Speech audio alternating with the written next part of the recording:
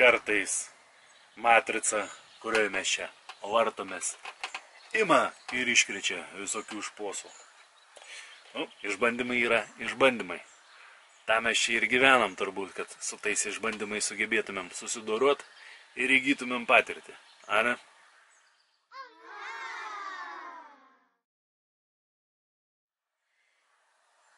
Kas mane pažįsta gyvai, žino, kad aš negyvenu virtualioje erdvėje.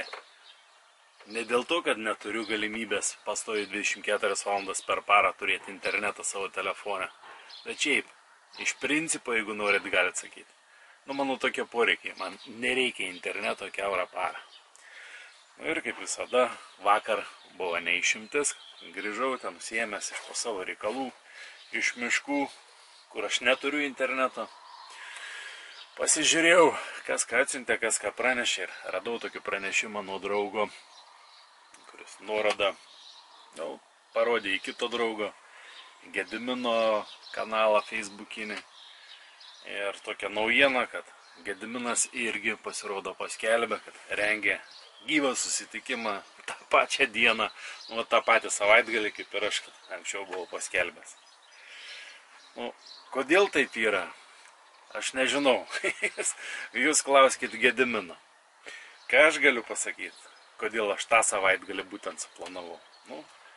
Šiaip prieš planuodamas ir ką nors skelbdamas dėl gyvų susitikimų, aš pasižiūriu tokiuose čatuose, ar kaip čia pasakyti, grupėse, ar tą dieną, kai aš skelbsiu, kai aš planuoju skelbti susitikimą, nėra kitų bičiulių rengiamų kokių nors susitikimų, kad viens kitam, kaip sakant, netrukdytumėm, nors aš manau, kad mes viens kitam ir netrukdom. Tų bičiulių daugiau yra negu vien tik Gediminas, ar moteris Audronė, ar ten, sakykim, kas nors. Tai tą dieną, kaip aš išsiuoščiau, 14 birželio, 15, kai aš paskelbiau žinių apie kokį nors gyvą susitikimą, kad kažkas nors iš bičiulių skelbs, nebuvo. Tai aš ir paskelbiau, sakau, kas tokio svarbaus turėtų įvykti po to savaitgalio. Tai Gediminas jau paaiškino, kas ten vyks matricoje aplinkui. Aš viešai paaiškinti kol kas negaliu dėl tam tikrų priežasčių.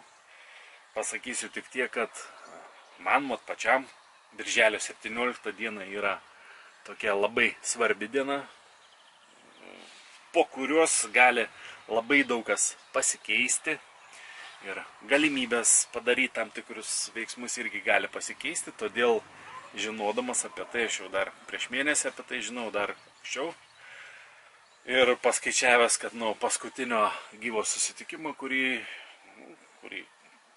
kuriame buvot visi atvykę, būtų praėję ne mažiau kaip mėnuo, kad neatsiboščiau, tarkim taip.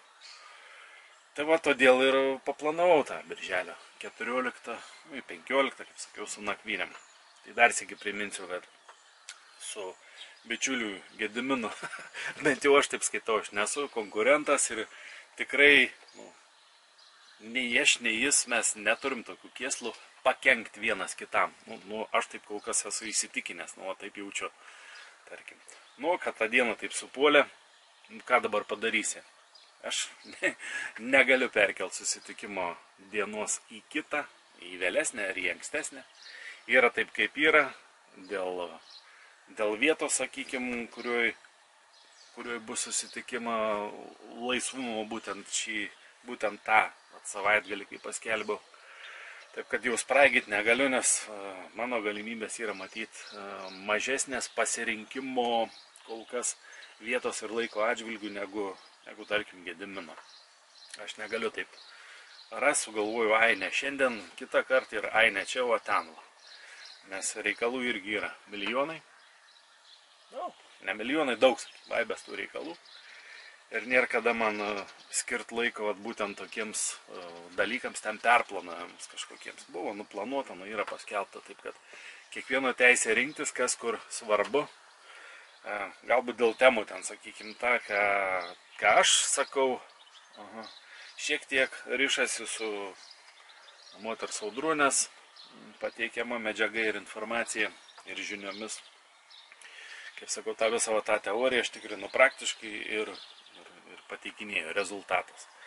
Gedimino kryptis yra biškiuką kitokia, nei jinai priešingai, nei jinai kokia, sakykim taip, o paraleliai mes einam viens su kitu, stengdamiesi viens kitam netrukdyti, bent jau aš tai tikrai stengiuosi netrukdyti niekam, nedaryti kitam žalos ir nuostolio. Tai gaunasi taip, kaip gaunasi. Kas kokias žinias norit, kas kam svarbu, ten ir rinkitės, kur jums vykt. Ar vykt biški čia, ar biški ten, nežinau, yra teorinis variantas, tai gal daryt, dabar kažkaip nėra kaip, bet nežinau, gal daryt bendrą kokį nors tam susibėgimą tą gyvą pasitaręs. Nežinau dar. Jeigu kažkas išlys toks šansas, galimai tada į vieną vietą susibėgsim, kad neskaldyti ten tų, kurie nori atvykti ir čia. Nežinau, dabar šią minutę aš dar net nežinau, buvo tokia idėja, tai dar aptarsiu gal ir su pačiu Gediminu. Veizėsim, kaip čia, kas čia, kur čia ką. Gal kažkam visai susibalamutina smegenis po mano tokio pasakymą. Tai kad nebalamutinčiau, dar sėkiai pasakysiu.